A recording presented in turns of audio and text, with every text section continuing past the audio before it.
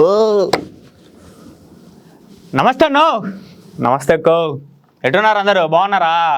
ఈరోజు కూడా మీ ముందర కొన్ని ముఖ్య అంశాలు వార్తలు పట్టుకొచ్చా. అయ్యిందో చూద్దామా?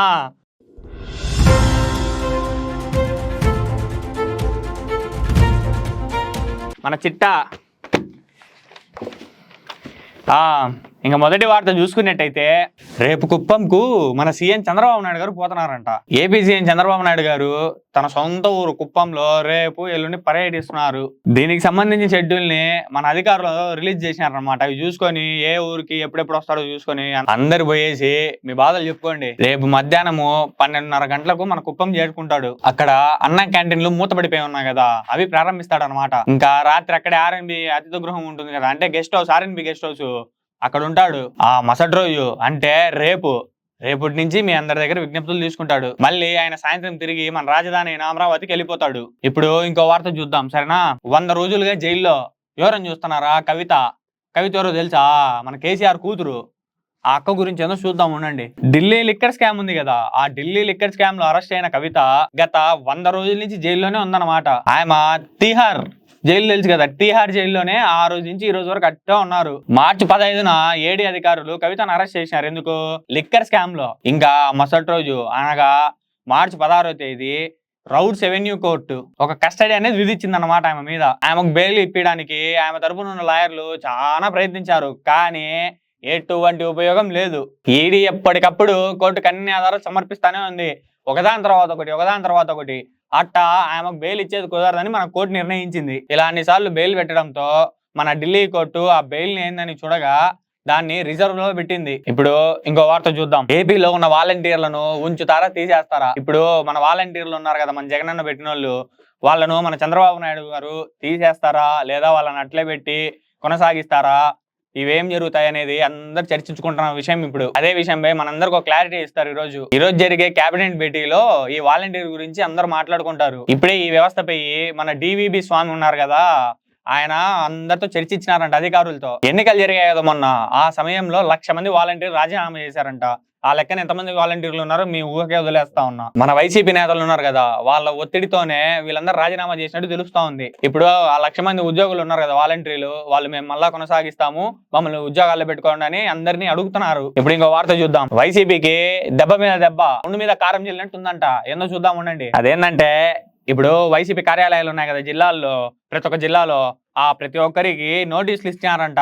ఏంటివంటే తాజాగా మన కడప ఉంది కదా, మన కడపలో ఉన్న పార్టీ ఆఫీస్ ని అక్రమంగా నిర్మిస్తున్నారని నగరపాలక సంస్థ ఉంది కదా, వాళ్ళు నోటీసులు జారీ చేశారు. ఇప్పుడు అనుమతి లేని భవనాలు ఉన్నాయి కదా, వాటిని ఎందుకు కూల్చకూడదు? మేము చెప్పండి, ఎందుకు కూల్చకూడదు? దీని మీద మాకు వారం రోజులు మీరు సమాధానం ఇవ్వండి అని చెప్పి నోటీసులు పంపించినారు. ఇది తుంచితే మొన్న వైసీపీ కార్యాలయం ఉంది కదా, ఎక్కడ? తాడేపల్లిలో, దాన్ని సిఆర్డీ అధికారులు కూల్చేసినారు. విశాఖలో కూడా ఉంది కదా ఒక పార్టీ ఆఫీసు, దానికి కూడా నోటీసులు పంపించినారు. ఇది పరిస్థితి. అయితే మన కడపలో కూడా ఎప్పుడు కూల్ చేస్తారో తెలియదు, సరేనా? ఇప్పుడు ఇంకో వార్త చూద్దాం. అబ్బో, కాంగ్రెస్ లో చేరిన BRS MLA, Jagtial BRS MLA ఎవరు? సంజయ్ కుమార్ కాంగ్రెస్ లో చేరినాడంట. సీఎం రేవంత్ రెడ్డి అన్న ఆయన కండువా కప్పి రావయ్యా మా పార్టీకి రావయ్యా అని అనుమతి ఇచ్చినాడంట. ఇటీవలే బాన్స్వాడ ఎమ్మెల్యే ఎవరు? పోచార శ్రీనివాస్ రెడ్డి గారు కూడా ఈ కాంగ్రెస్ లో చేరినాడు అనమాట. ఇట్టయితే మన బీఆర్ఎస్ ఏమైతుందో తెలియదు, దెబ్బ మీద దెబ్బ, ఒక్కొక్కరు వెళ్ళిపోతున్నారు కాంగ్రెస్ లోకి.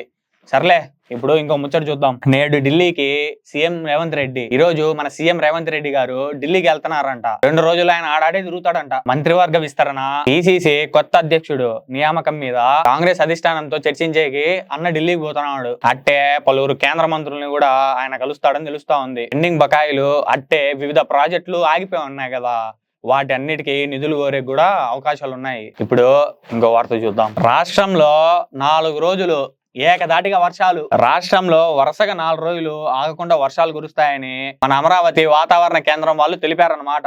సోమవారము అట్టట్ట వర్షాలు పడినా, మంగళ బుధ గురు మాత్రము దంచిడుస్తుందంటన్నా. ఈరోజు మన్యము, అనకాపల్లి, కాకినాడ, అల్లూరి, కోనసీమ, తూర్పు గోదావరి, ఏలూరు, కృష్ణా, ఎన్టీఆర్, ప్రకాశం, నెల్లూరు, కర్నూలు, నంద్యాల, అనంతపురం, కడప, రాజంపేట, తిరుపతి జిల్లాల్లో ఓ మోస్త వర్షాలు కురుస్తాయని పేర్కొనింది. అందుకని బట్టలు గిట్టలు ఏమన్నా ఆరేసుకొని ఉంటే లోపల పెట్టేసుకోండి అందరూ.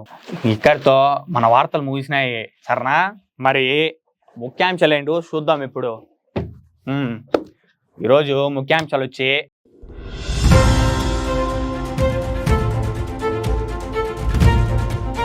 రేపు టీజీ ఇంటర్ సప్లిమెంటరీ ఫలితాలంట. ఏంది నీకు ఈ ప్యాలెస్లు పిచ్చి అని జగన్ అంటున్న లోకేష్. రేపటి నుంచి పార్లమెంట్ సమావేశాలు. నీట్ పేపర్ లీకేజీ స్కామ్ పై సిబిఐ కేసు. పెళ్లి చేసుకున్న heroine Sonakshi Sinha. T20 world cup లో సెమీస్ కి చేరిన ఇంగ్లాండ్. NTR 31 లో ఆలియా భట్. హైదరాబాద్ లో వచ్చే నెలలో అన్నా క్యాంటీన్ ప్రారంభం. రేపు భారతీయుడు 2 ట్రైలర్ విడుదల. నేటి నుంచి పార్లమెంట్ సమావేశాలు. విజయవాడ పరిధిలో రేపటి నుంచి పలు రైళ్లు రద్దు. చంద్రన్న బీమా 10 లక్షలకు పెంపు. హజ్ యాత్రలో విషాదం. 1300 మంది మృతి. ఓన్నో ఒక్కో ఇవి ఈనాటి వార్తలు ముఖ్యాంశాలు. అంతవరకు అందరు ఆనందంగా ఉండండి, సరేనా? పోయిస్తా మరి, ఉంటాను, ఉంటాకో.